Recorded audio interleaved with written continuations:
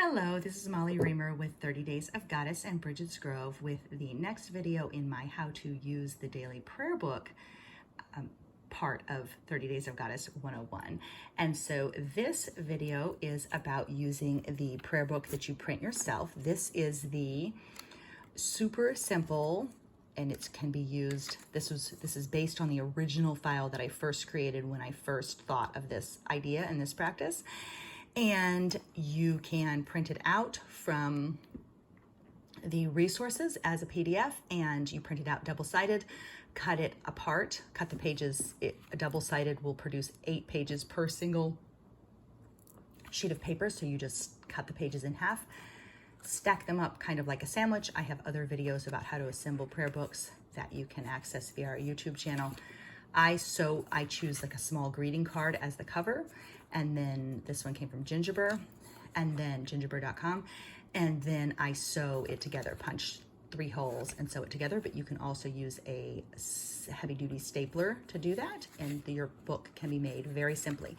So this one is super simple, and if you watched the previous video with the more elaborate daily pages with lots of pockets and lots of things happening, this one I have created so that you can see how it can be very simple. The prayer book can still hold your magic, it can hold your wisdom, it can hold your insights for the day, but it can be very simple. So for a prayer book like this, you may wish to have it prepared and sit, light your candle, put your hand on your heart, say, Goddess, guide me, and then you can choose the affirmation for the day and just glue it down.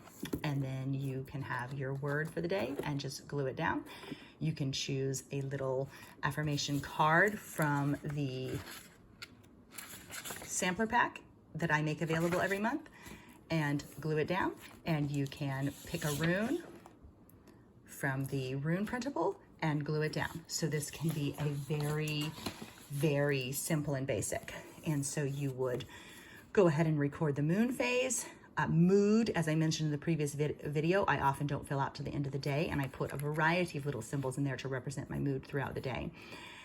This I've made into a little pocket by gluing only on 3 sides, so if I find a feather or I have a little tea bag tag or something, I can tuck something into the pocket.